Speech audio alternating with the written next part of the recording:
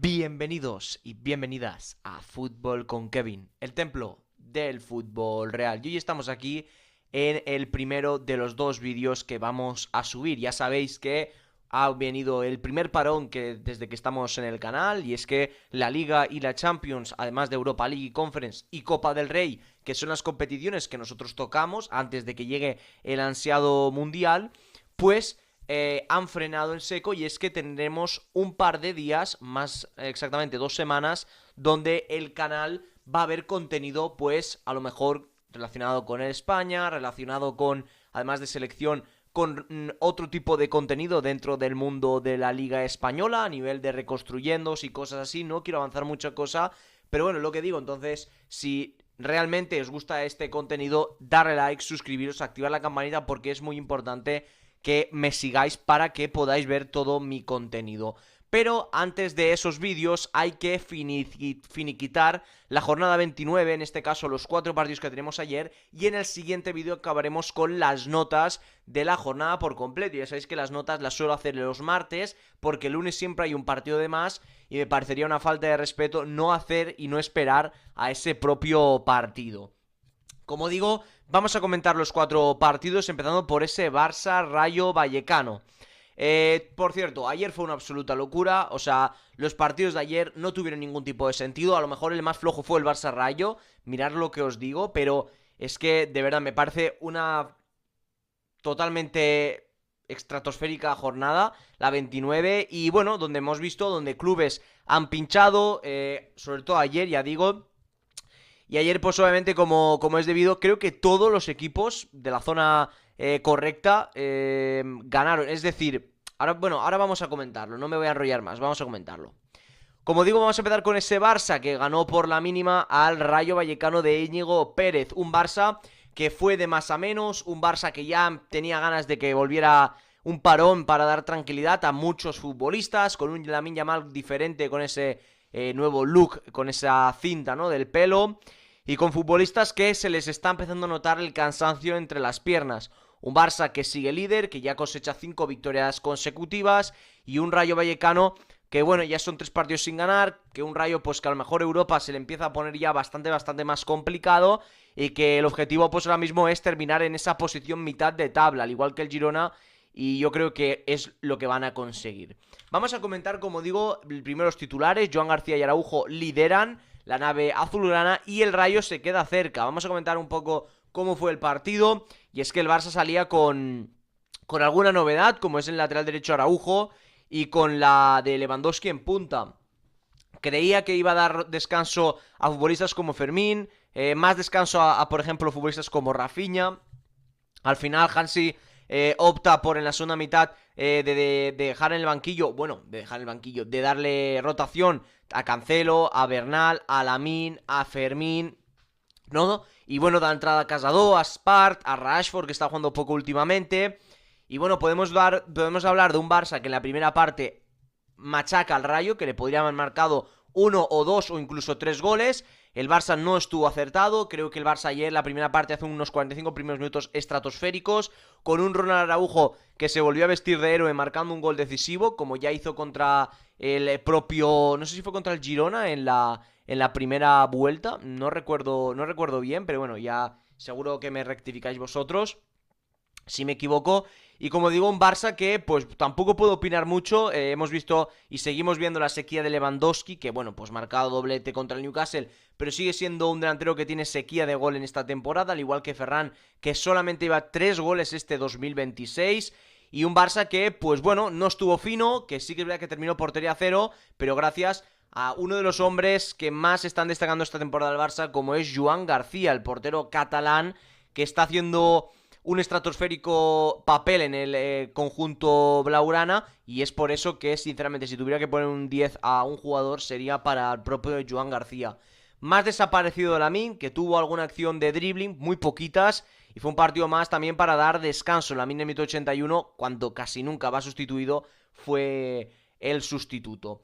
Y vamos a hablar del Rayo, por su parte, un Rayo que en el primer tiempo pues tuvo sus más y sus menos, donde pues el propio Íñigo Pérez optó por la rotación, dando entrada al propio Patecis en el central, a Gumbau en el medio, a Pedro Díaz en la media punta, a los dos bandas suplentes, a Isi como delanteros, a 6 futbolistas en o suplentes o en no sus posiciones, como son Isi y Patecis, que son titulares indiscutibles, pero que no jugaron en sus posiciones. Al final, cuando sale Álvaro y sale el propio Jorge de Frutos, el equipo pues también da otro carácter a nivel ofensivo, pero no es suficiente para que el propio Rayo pudiera conseguir ese empate por lo menos e irse del Spotify Camp Nou con un sabor contento y dulce, ¿no? Para ese sentido, para pues seguir con esta buena dinámica de no perder que no pudo seguir ayer. Después de comentar este partido, como digo, he intentado explayarme muchísimo, pero es que claro, con tan pocas cositas que pasaron durante el partido, que tuvo más ocasiones el Rayo que el Barça estuvo flojo en muchos aspectos, ¿no? Fue un partido donde a final de temporada no te acuerdas de que se ha jugado este partido, has conseguido 3 puntos, pim pam, y ya está. Y un Rayo que pues es el punto donde tienen que seguir, ¿no? Han de seguir compitiendo como compitieron en el día de ayer. Y vamos a por el segundo partido, el que para mí es el mejor partido del 2026 hasta la fecha.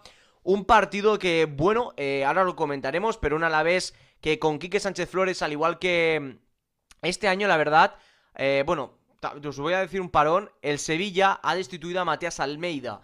Sí, no vamos a hacer un vídeo especial en eso, ¿vale? Haremos un reconstruyendo próximamente del Sevilla, haremos varios reconstruyendo de cada equipo, o sea, tenemos mucha faena por delante, y lo vais a ver todo en el canal. Pero como digo, lo vais a ver en mi cuenta de Instagram, ¿vale? En un post donde publico quién va a ser el nuevo entrenador del Sevilla, qué estadísticas ha tenido el propio Matías en el conjunto andaluz. Y como digo, eso está en mi cuenta de Instagram, que estamos a nada de llegar a los 1700 seguidores. Así que ve y sígueme. Como digo, y volviendo al tema, este año ha sido el año de los cambios de entrenadores a bien. El conjunto de la Real Sociedad cambió el entrenador y mejoró, como es con Matarazzo. El propio equipo, como el Alavés, ha mejorado con la llegada del propio Quique Sánchez Flores. El Mallorca ha tenido sus mejores momentos ahora con De Michelis. Levanta, bueno, ya lo que vamos a hablar de Luis Castro, ¿no? Espectacular. Y el Oviedo con Guillermo Almada también ha mejorado lo que está haciendo Luis Carrión.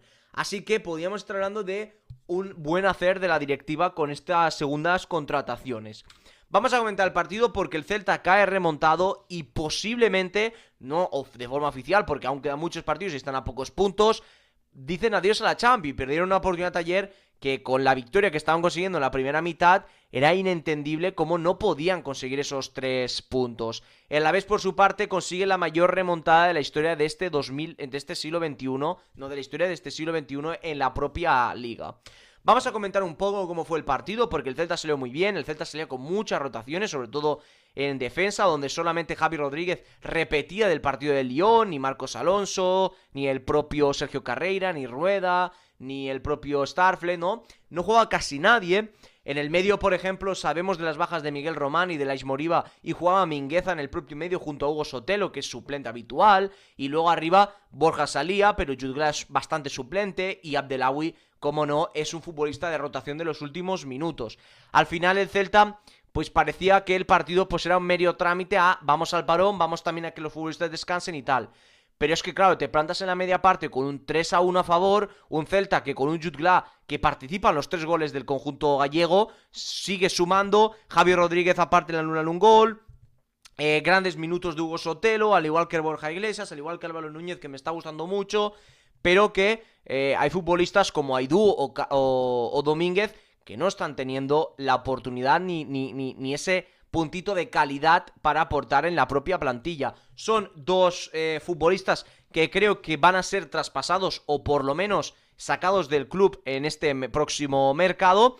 Y por todo lo demás el Celta pues es que no compitió. Las llegadas de los nuevos futbolistas al 11 titular como Carreira, Javi Rueda, Fer López, Pablo Durán y el propio Yago no aportaron ese puntito que les necesitaba tanto Giraldez como la afición de Vigo. Y al final se quedaron con la miel en los labios, y es que si hubieran ganado se metían en puestos de Champions, algo que hubiera sido estratosféricamente correcto y maravilloso para irse al parón.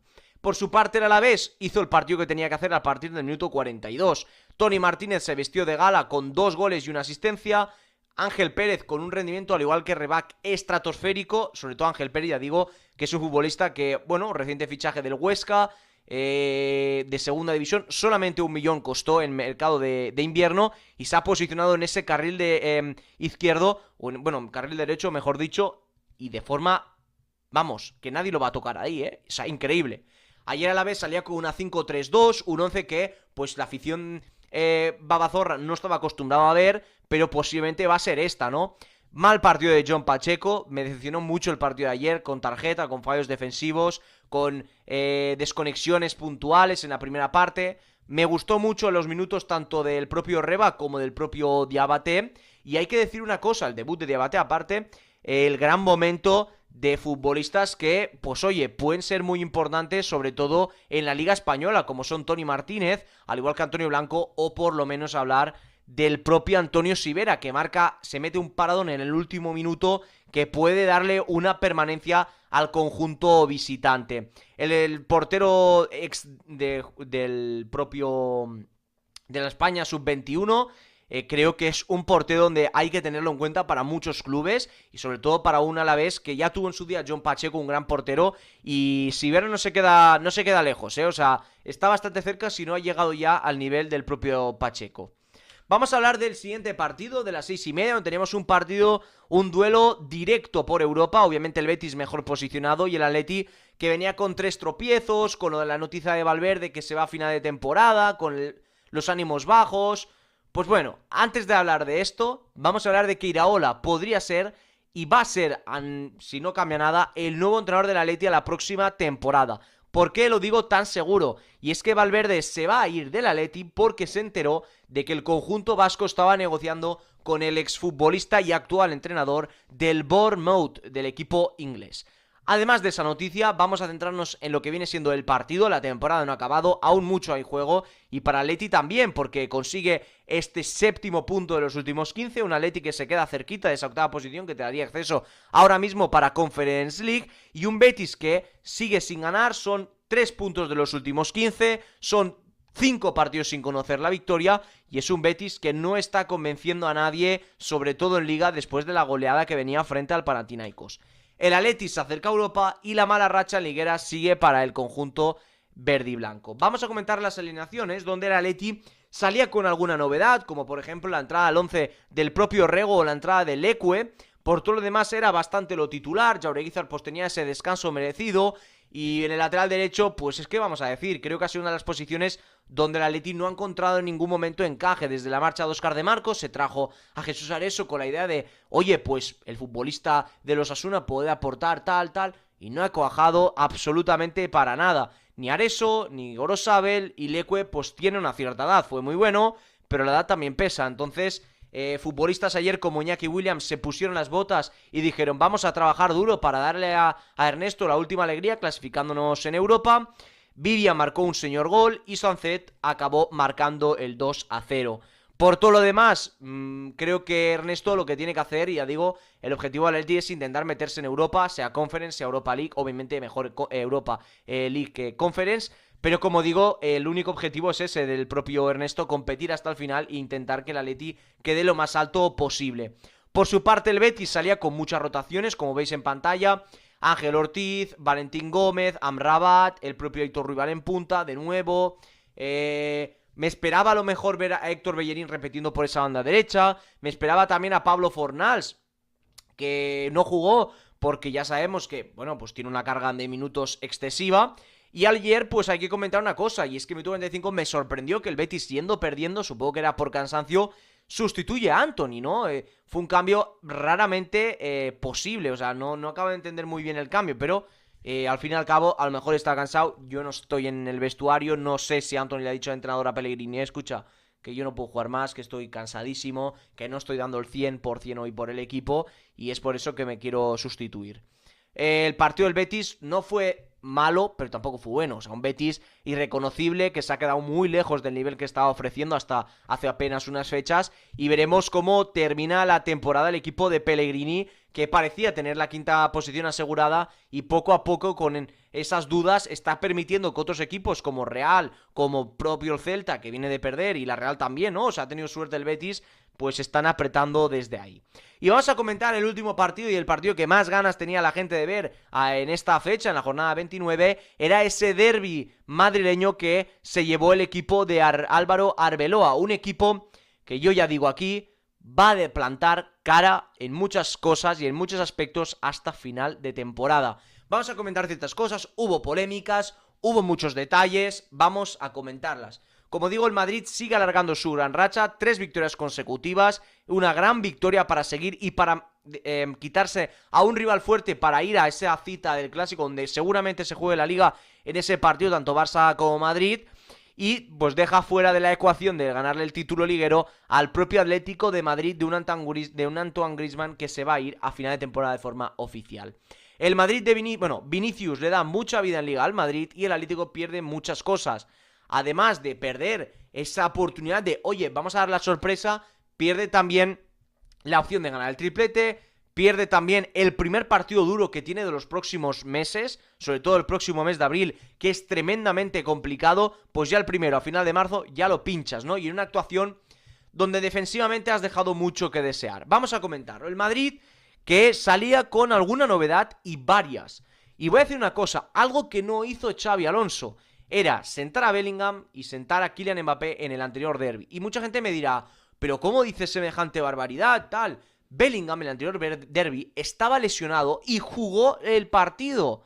Y Mbappé no, o sea, jugó de titular, pero no lo sentó en ningún momento. Marcó el doblete, todo lo que queráis, pero no lo sentó. Y ha venido Arbeloa y hoy ha cogido y ha dicho, mira, Pitarch juega por aquí, pongo a Brahim, que hizo otro partidazo Brahim, y pongo a Carvajal porque Arnold ha llegado tarde y como hace Hansi Flick, futbolista que llega tarde, futbolista al banquillo, castigado. Al final, chapó por el equipo de Arbeloa, que tiene un equipo replegado de bajas, como por ejemplo, ya digo, es el lateral izquierdo, que al final entra a carreras, pero juega Fran García, que no es el titular, juega Carvajal, que no es el titular, juega Brahim, juega Güler, juega Pitarch, futbolistas que no están en el momento, no el mejor momento, sino no están al nivel de un Madrid de las estrellas como se dice llegar a ser, por tema de lesiones, y sobre todo hay que quedarse con ese doblete de Vinicius, donde el primer penalti para mí, ahora comentaremos las polémicas, pero antes vamos a comentar el gol de Valverde, un golazo de Valverde. Por golazo mucha gente lo va a malinterpretar, va a decir, ¿golazo por qué? Es un golazo de insistencia, de perseverancia, de lucha, de constancia, de esfuerzo, de ir a robar ese balón, de ir a hacer que el Jiménez pierda esa pelota. Y Vinicius, el propio Vini, el primer gol que lo marca es de penalti, al final, sea o no sea, es de penalti y lo marca. Y el otro es un chicharro desde fuera del área que solamente Vinicius en este equipo lo podía llegar a hacer con esa rosquita hacia abajo y consigue una victoria para el Madrid que puede ser decisiva para seguir peleando por la propia liga frente al Barça, ¿no? Los cambios no vamos a hablar mucho porque Kylian cuando salió apenas pudo tocar balón, tuvo alguna carrera y tal, pero no pudo tocar balón porque Valverde fue expulsado. Y ahora vamos a comentar las dos polémicas que hubo en el Real Madrid a favor del Madrid, ¿no? A favor no, bueno, en contra. Digo que Vinicius, el penalti que cometen a Vinicius no es penalti, o sea, Vinicius a Brahim no es penalti para mí. Y la roja a Valverde es roja y de 2 partidos, en mi opinión, porque escuché a los comentaristas de DAZN, que son totalmente madridistas, tanto Carlos Martínez como Maldini, como el propio Álvaro Benito, ya sabemos que es un canterano del Madrid, pero bueno, me parece flipante que Valverde vaya a destrozarle la pierna a Baena, y lo que digan los comentarios es, no, ¿cómo va a pitar roja? Si ha sido una empatada que iba por el balón. Va, por favor, el balón estaba a 2 metros ya, y ha ido Valverde, pum, mirarle la vista donde va hacia la pierna, pues bueno. No pasa nada, para mí son 2 sanciones 2 partidos de sanción para un Valverde que había marcado un golazo, que dio un palo y que está en un momento espectacular de forma, pero que la roja le sobraba mucho.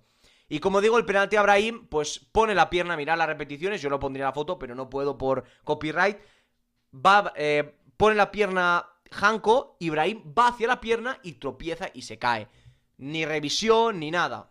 Yo me callo. Yo lo único que puedo decir, que polémica o no, robada, no es robada, el Madrid ganó, el Madrid supo cómo jugar el Atlético, no como en la ida en ese partido en casa en el Riad Metropolitano. Y ahora vamos a comentar el partido del Atlético de Madrid, que salió con muchos titulares. Me sorprendió que no jugara Jiménez de titular por el normal, pero es que ya os voy a decir, me pareció, vamos, es que Jiménez no está para jugar ni un minuto más en este equipo.